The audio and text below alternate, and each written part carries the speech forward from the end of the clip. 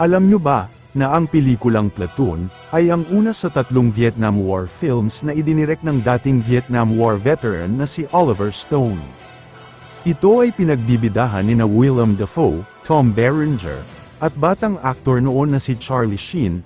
Ang pelikula ay nagpatuloy upang manalo ng Best Picture sa Academy Awards ng taon nang ipalabas ito. Dahil sa hindi magandang relasyon noon ng US at Vietnam dahil sa Vietnam War noong panahong yon, sa halip na gawin sa Vietnam, ang paggawa ng pelikula ay sa Pilipinas ito ginawa.